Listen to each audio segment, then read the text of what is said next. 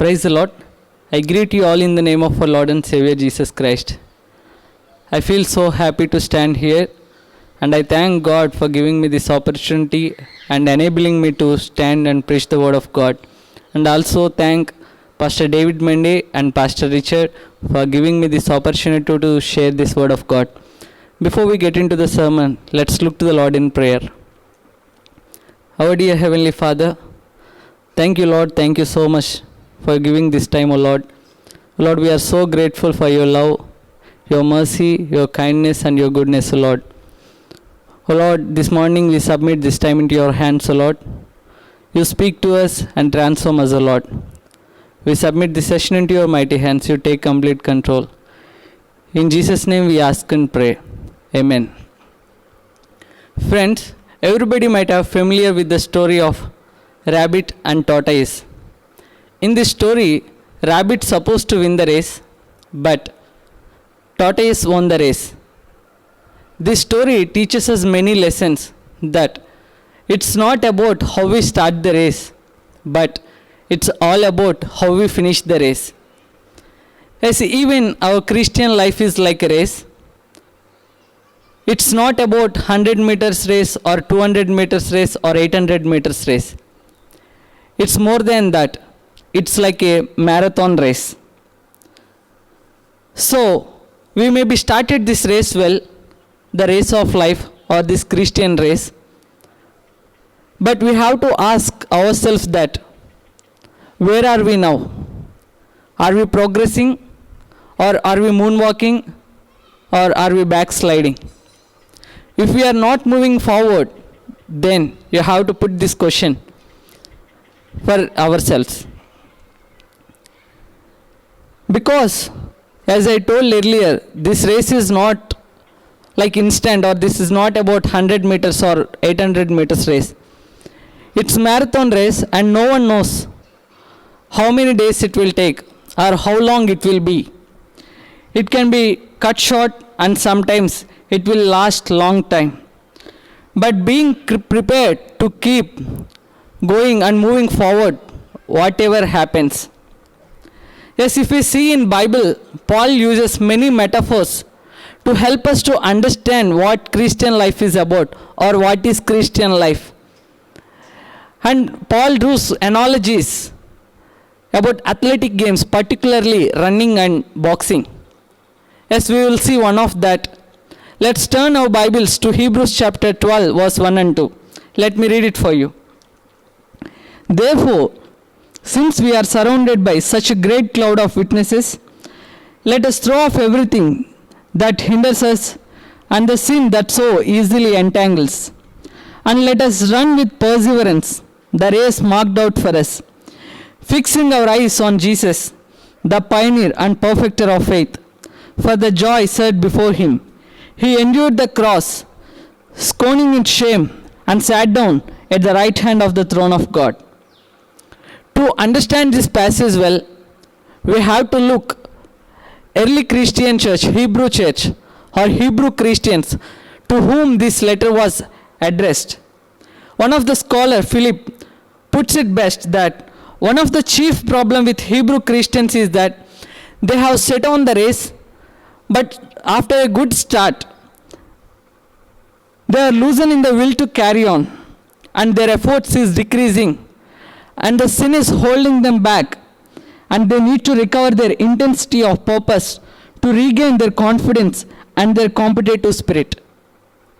Like the writer is familiar with the Olympic Games for the purpose and need of discipline in the Christian life. With this thought, I would like to entitle my sermon as Race of Life. Yes, are we running this race of life faithfully? Are we running in a proper way? Like those who are listening or those who are reading this passage are the runners. Means each and every Christian and every believer is a runner. Yes, the race, of course, life itself. The God is the one who gives us this life, and he is one who starts us in the race. Like from this passage, we can learn many things and we can draw many points.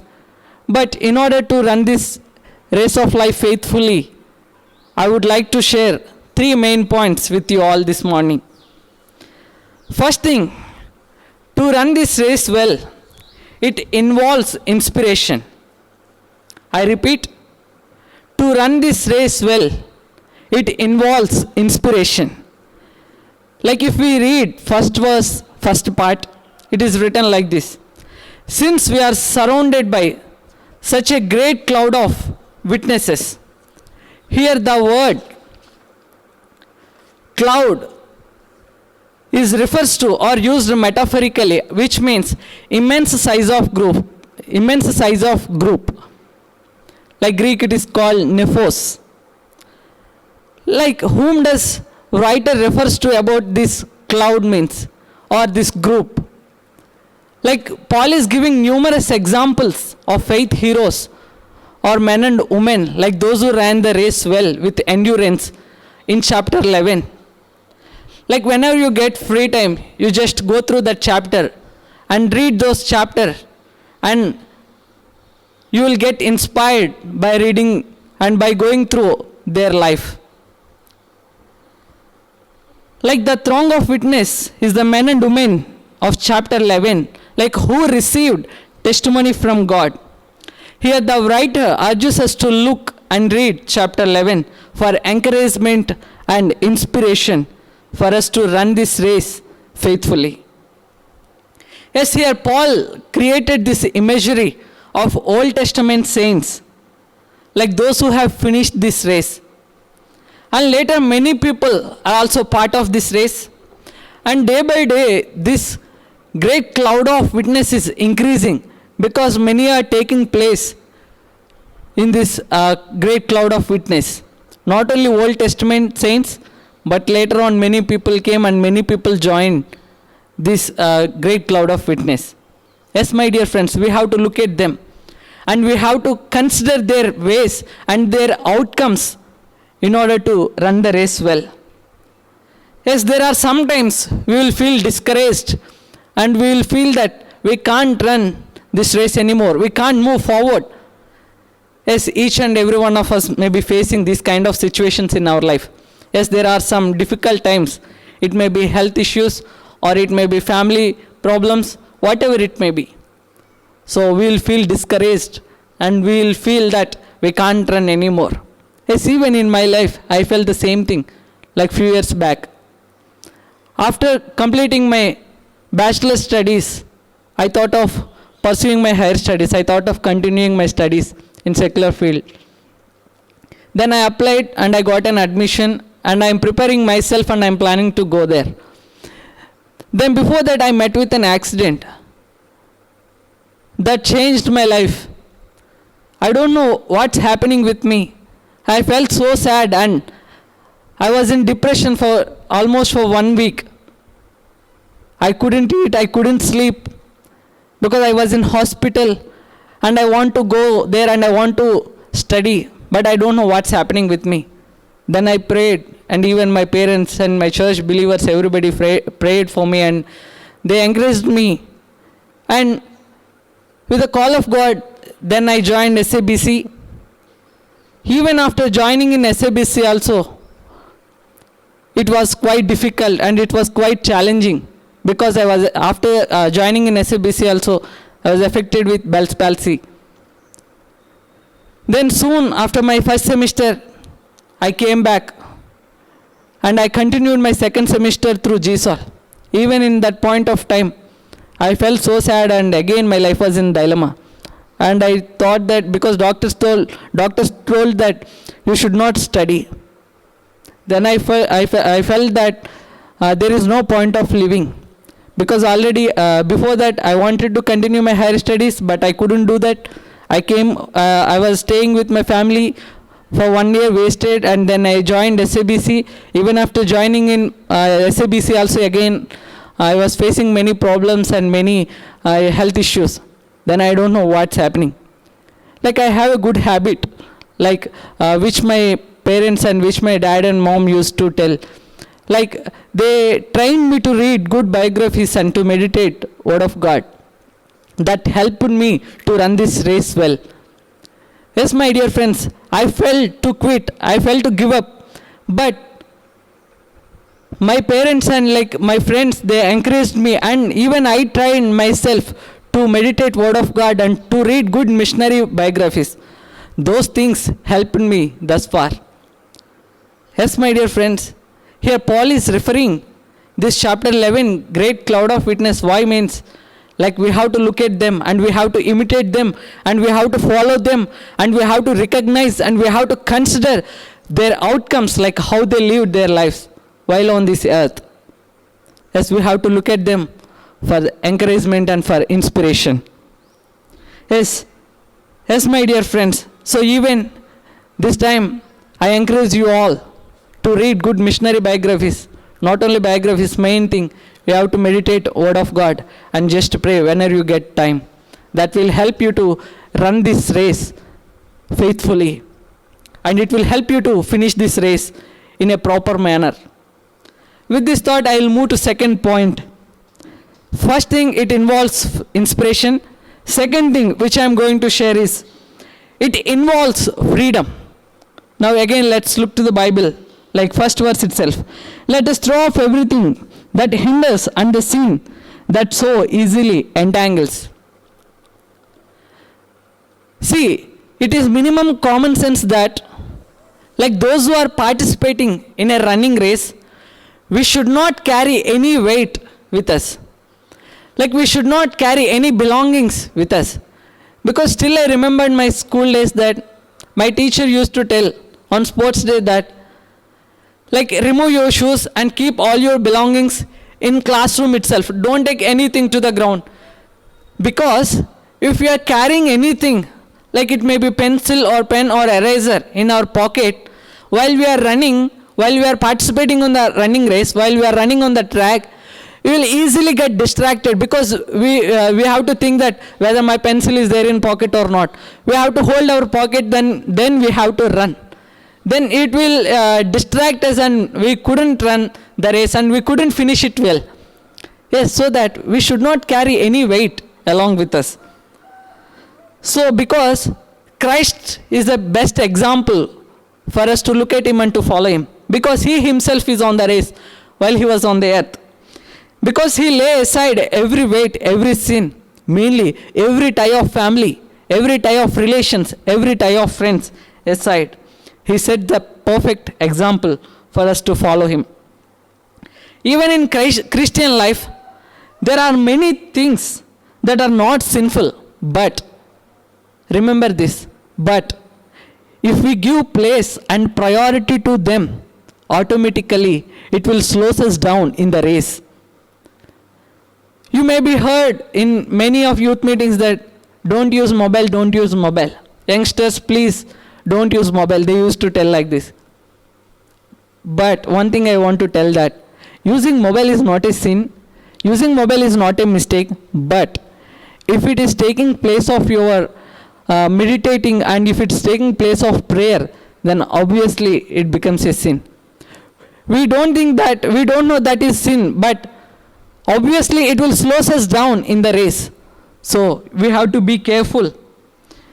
One more example I would like to share is that if you are running a race with a monkey on your back, that constantly messing up with your hair and ears and crawling all over your body, that will not help, or it will disturb you and it will not help you to finish the race.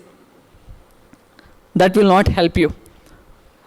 Which means we should not carry anything with us. It involves freedom. We should be free of everything. What we are having, like any weight, if you are carrying, any burden if you are having, we have to lay aside everything. Because many of our saints are on this race and they finished it well. Now it's our turn, each and every one of our turn, to lay aside every weight and we have to run this race faithfully.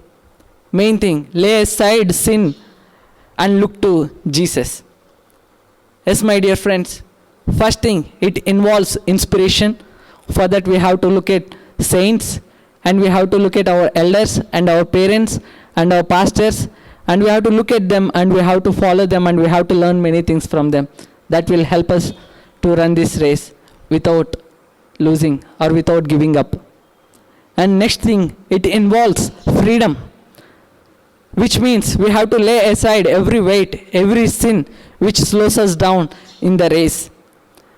Then last but not least, I would like to share with you all this one. Last thing, in second verse, if we see that, fixing our eyes on Jesus. Fixing our eyes on Jesus.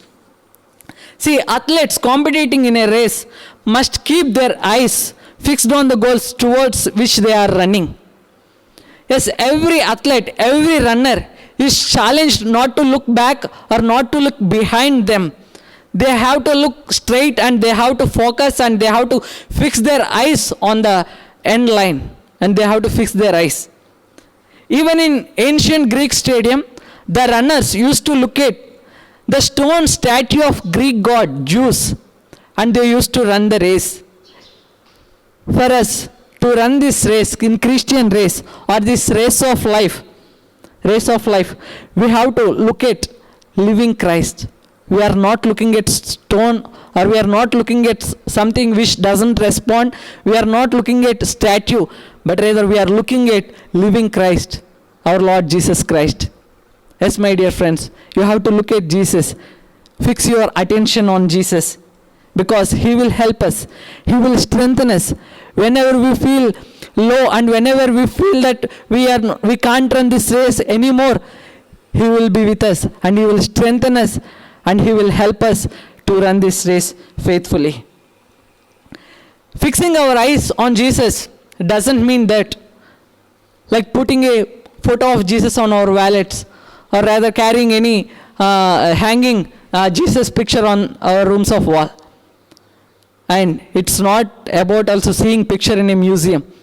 Rather, it's all about how captain of ship looks at the lighthouse to reach safely to the harbor. We have to look at Jesus Christ in the same way. We know, like while He was in the storm in the middle of the sea, so He will look at the lighthouse to reach the harbor safely. In the same way, to reach heaven, to reach the finish line, we have to look at Jesus, which will help us to run this race faithfully, my dear friends. Because if we take our eyes off Him, we will miss Him. If we miss Him, we will miss everything. So I would encourage you all to don't look left or right. Look straight and fix your eyes on Jesus. Because there was one athlete, Peter Snell, like 800 meter, he won a medal in 800 meters championship in Roman Olympic Games in 1960. He told to New Zealand TV audience that, like, I won a medal because the runner ahead of him glanced at the right, instead of moving, or instead of looking forward or looking straight ahead. Then this Peter Snell passed him on the left. See, every fraction of second is important, my dear friends. So we should not look left or right. Always we have to look forward, and we have to look straight, and we have to fix our eyes on Jesus. That will help us to run this race. If we see left or right, easily we will get distracted in this world. Because we are living in the world which is uncertain, and which is unstable, and which is broken. If we are living in this world, if you are looking left or back or behind, easily we will get distracted. But if you look to Jesus, the living Christ, you will get encouraged, and you will get inspired, and you will run this race well, and you will run this race faithfully without giving up. Yes, everybody will be in tough situations. Everybody will feel that we can't run this anymore. Not only me, those who are listening to this sermon also. You may be feeling like this, but don't give up. We are in this race called MDiv. We are running this race. Don't give up. We will run this race well. Because after my first semester, when I am coming back, I informed some of my friends in class. They told that, Victor, we started this race, we started this journey together, we will finish this journey together. Really, that I took as a prophecy, and now again I continue my studies with my friends. So my dear friends, so it may be difficult for you to run this race well, but Jesus is there, who can give you strength. It is not something he will give instantly, but daily he will give his strength, and he will strengthen us, and he will help us to run this race well and help us to move forward.